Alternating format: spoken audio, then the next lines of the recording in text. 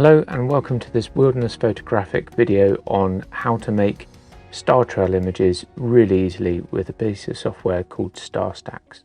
So I'm starting in the Lightroom catalogue here with a bunch of images that I've taken of a place called Lanyon, quite an ancient burial mound, which is now exposed rocks with the stars behind. And I'm just going to check down with the export settings that I've definitely got it exporting as a series, because what I need is a batch of photographs that go in sequence, kind of 1, 2, 3, 4, and so forth.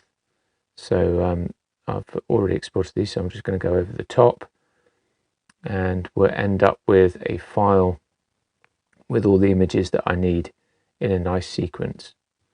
If I open one of these up, we'll see that it's not much to look at really. You don't get the full impression. It's only really when we bring it all together that the magic happens, and you see it become something a little bit more special. So I'm going to open up StarStax. StarStax is a brilliant bit of software in my opinion. No affiliation, but I absolutely love it. It's a free piece of software. If you can support the author, that would be absolutely fabulous, but you can download it for free. And all you need to do is drag and drop the images that you want to put together. So in this case, I'm going to just take this series here and literally just drop it onto this area here.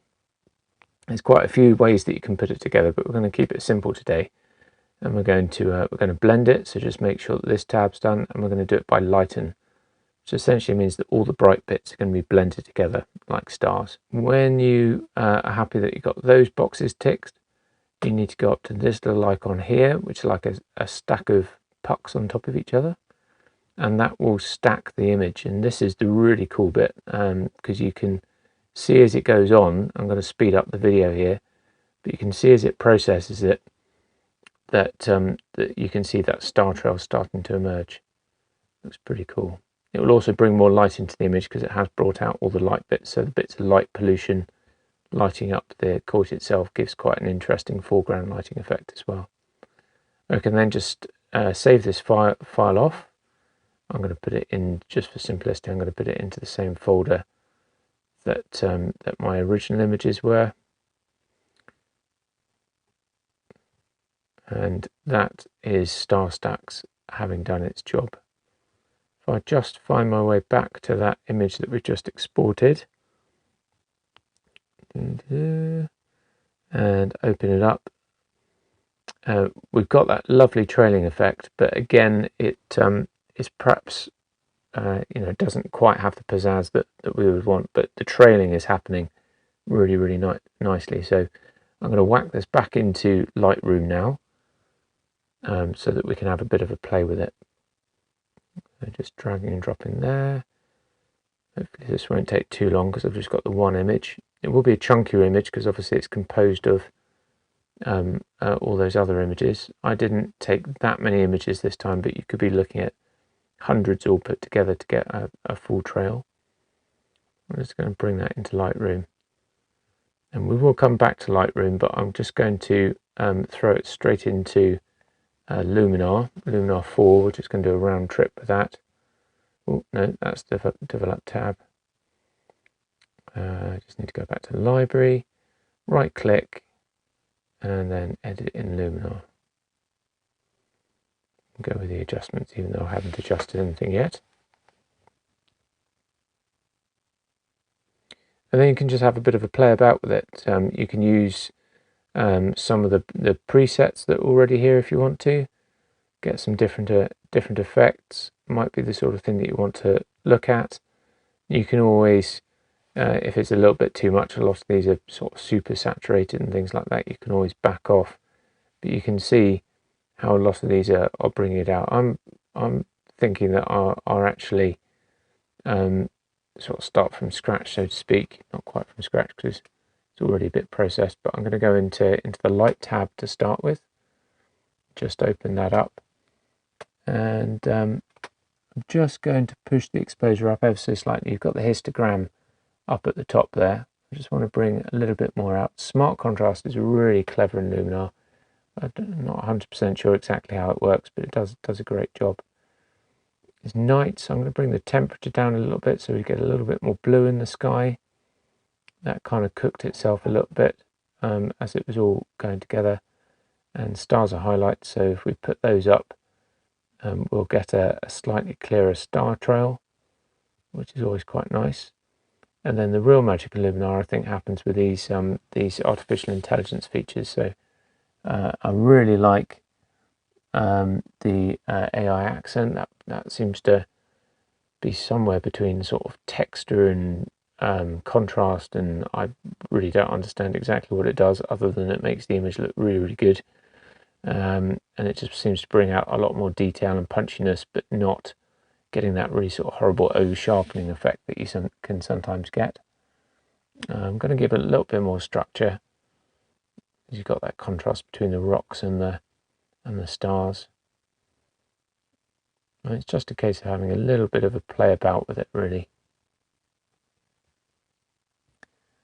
Slight bit of sharpening, particularly as it's so many images, you get a little bit of a fuzz to it, so a bit of sharpening is good.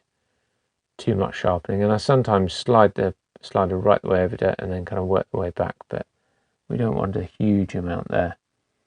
And there will be a little bit of noise because these are 30-second exposures a piece, and we put them all together, so you can have in camera that denoising, but it's easier to do it, and you get a better effect if you do it afterwards, I think.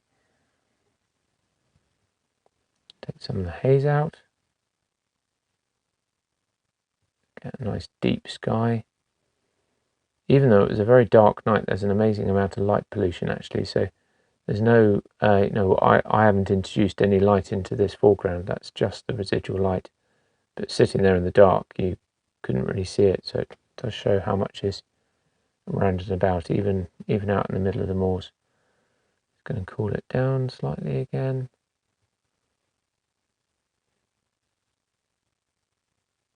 Try and get it to where we're happy.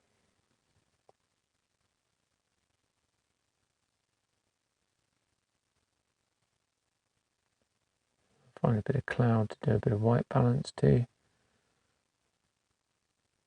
Something off with it, but I can't quite place it, so I think I'm just going to keep tweaking until I'm happy with that.